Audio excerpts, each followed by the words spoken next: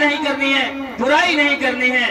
आज हमारे लोग एक झूठ को छिपाने के लिए हजारों झूठों का सहारा ले लेते हैं, हजार झूठ बोलने का सहारा लेते हैं, एक निंदा की भावना रखते हैं, किसी को नीचा दिखाने की भावना रखते हैं। तथागत बुद्ध से लेके बुद्ध के अनुयायियों तक देख लीजिए, एक भी महापुरुष ने किसी व्यक्ति विशेष को नीचा दिखाने के लिए नहीं, बल्कि शोषित वंचित वर्ग को ऊपर उठाने के लिए काम किया। साथियों, हमें भी शोषित वंचित वर्ग को मजबूत बनाने के लिए काम करना होगा। भाई को भाई और बहन को बहन समझना होगा, तब जाकर इस देश में एकता स्थापित होगी। साथियों, बुद्ध के जो सील हैं ये बहुत ही प्रेरणादायक हैं। हमें इन सीलों का पालन करना चाहिए, हमें इन सीलों का सेवन करना चाहिए और संकल्प लेना चाहिए कि अपने जीवन का निर्वहन सीलों के आधार पर करेंगे। वही 5वां सील है सुरा मेर मज्जपमदठना वेरमणि शिक्षा पदं समादयामि, अर्थात हमें बीड़ी, गुटखा, पान मसाला एवं मादक पदार्थों का सेवन नहीं करना। अधिकांश लड़ाइयां क्यों होती हैं? नशे के कारण। व्यक्ति गलत नहीं होता, नशा उसे गलत बना देता है। साथियों, आज छोटी छोटी बातों से बड़े बड़े दंगे हो जाते हैं, घर घर में कलेश होता है केवल नशे की वजह से। रंग राजा बन जाता है और राजा रंग बन जाता है केवल नशे की वजह से। हमारा समाज कमजोर नहीं है, यह हाथी की तरह विशाल है।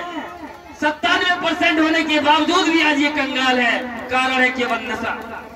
तो साथियों, हमें अपने आप को नशे से मुक्त करना होगा, एक संकल्प लेना होगा कि हम किसी भी प्रकार के मादक पदार्थ का सेवन नहीं करेंगे। हम तथागत बुद्ध के पंचशील सिद्धांतों का सेवन करेंगे और अपने आप को, अपने परिवार को जागरूक करने का काम करेंगे। वो दिन दूर नहीं जब घर घर जागरूक होगा और घर घर शिक्षा की अलग जलेगी।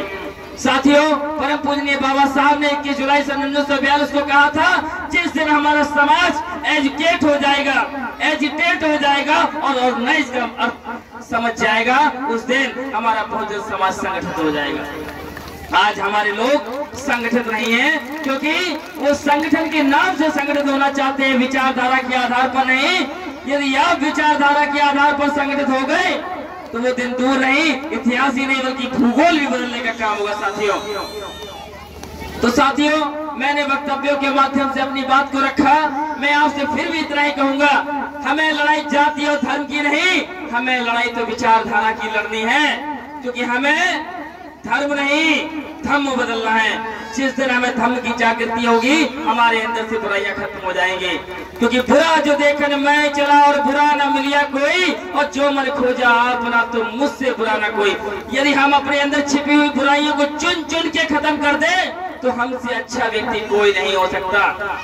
यदि हमें जीवन में अच्छा बनना है तो अपने अंदर से चुन चुन कर अवगुणों को दूर कर दो, आपके अंदर सदाचार का भाव ऑटोमेटिक क्रिएट हो जाएगा।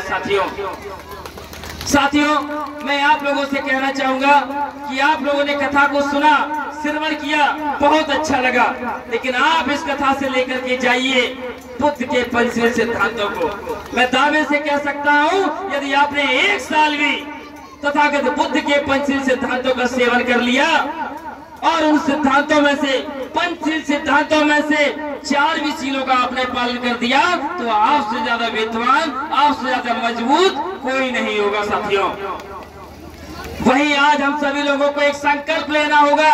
हमने बहुत सारी किताबें पढ़ी, लेकिन जिस किताब से हमें न्याय मिलता है उस किताब का नाम है संविधान। हमें उस संविधान को भी पढ़ना चाहिए। साथियों, आज हमारी माताएं बहनें गीतें सुनती हैं और तरह तरह की कहानियां, चुटकुले सुनते हैं, हमारे बच्चे भी सुनते हैं। यदि एक बार ये YouTube पर या गूगल पर बाबा साहब के लिखे हुए संविधान को पढ़ेंगे तो मैं दावे से कह सकता हूँ, कोई भी शासनिक या प्रशासनिक अधिकारी आपका शोषण नहीं कर पाएगा। भीम आर्मी क्या है? भीम आर्मी एक विचारधारा है जो भारतीय संविधान को फॉलो करती है, और इसीलिए भीम आर्मी के नाम से हर अनपढ़ जाहिल गवार नेता थर थर कांपता है। साथियों, मैं आप लोगों से बस इतना ही कहूंगा, यदि आपको अपने आप में मजबूत होना है तो लड़ाई अपने लिए नहीं बल्कि अपनों के लिए लड़ना सीखिए। लड़ाई अपने लिए नहीं, अपनों के लिए लड़ना सीखिए। हमें खुद भी पढ़ना होगा और अपनी आने वाली पीढ़ी को पढ़ाना होगा। हमें आज की आवश्यकता को समझना होगा। हम लोग बार बार एक ही स्लोगन दोहराते रहते हैं कि शिक्षा वो शेरनी का दूध है, जो पिएगा वो दहाड़ेगा। लेकिन जब तक हम शिक्षा की वैल्यू को खुद नहीं समझेंगे, जब तक शिक्षा को हम खुद धारण नहीं करेंगे, तब तक हम अपनी पीढ़ियों को शिक्षा धारण नहीं करा पाएंगे। इसलिए मैं आप लोगों से कहना चाहूंगा कि परम पूज्य बाबा साहब ने कहा था कि शिक्षा वो शक्तिशाली हथियार है जिससे संसार की हर परेशानी को नष्ट किया जा सकता है। तो साथियों, मैं आप लोगों से ज्यादा बड़ी बात नहीं कहूंगा, बस इतना ही कहूंगा कि पानी से नहाने वाला व्यक्ति, बहुत सारे लोग यहाँ पर बैठे हुए हैं जिनको गर्मी लग रही है। तो साथियों, यहाँ पर हमारे आचार्य जी भी बैठे हुए, भंते जी भी बैठे हैं, गर्मी इनको भी लगती है, लेकिन ये पसीने को नहीं बल्कि मिशन को देखते हैं, इसलिए यहाँ पर ये कड़कती हुई धूप में बैठे हैं। तो साथियों, जिस दिन आपके अंदर मिशन की आग होगी, ना तो आपको सर्दी महसूस होगी, ना आपको गर्मी, ना आपको धूप महसूस होगी, ना आपको छाव। आपको यदि कुछ भी महसूस होगा तो समाज के प्रति समर्पण भाव। तो मैं कहना चाहूंगा कि पानी से नहाने वाला व्यक्ति, पानी से नहाने वाला व्यक्ति केवल लिबास बदल सकता है, और पसीने से नहाने वाला व्यक्ति इतिहास बदल सकता है। जय भीम, जय संविधान, जय बिरसा मुंडा, जय ललित सिंह यादव, जय पेरियार। तो जिस भाई या बहन को कभी भी कोई भी दिक्कत या परेशानी हो तो एक बार भीम आर्मी को याद कर लेना। पुलिस आपकी मदद करे या ना करे, भीम आर्मी आपकी मदद जरूर करेगी। जय भीम।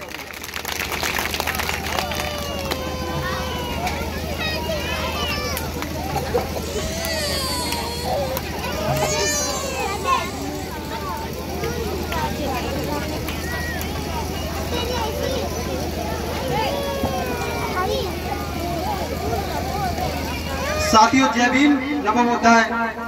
हमारे बीच में मंचासी आचार्य जी और हमारे भंते जी और इस समस्त ग्रामवासी जो बहुजन चिंतक हैं, उन सभी को मैं अपनी तरफ से धन्यवाद प्रकट करना चाहूँगा, क्योंकि हमारे समाज के लिए और आयोजकर्ता जो संचालक हैं हमारे बीच में मौजूद हैं, तो उन्होंने समाज को जागरूक करने के लिए ये कथा का आयोजन कराया है। तो इनका तो मैं बहुत दिल से आभारी हूँ। जो मैं कभी भी इनकी बात करूँ तो तारीफ की बात करी जाए तो बहुत ही कम है। साथियों, इससे पहले मैं अपने बारे में बताऊंगा अपना नाम। तो मेरा नाम एडवोकेट निर्दोष कुमार गौतम, जिला प्रभारी मैनपुरी, भीम आर्मी एकता मिशन। हमारा टेस्ट नंबर है 30। तो हमारी भीम आर्मी समाज को जागरूक करने का काम करती है। हमारे समाज में शोषण हो रहा है, शोषण होता है,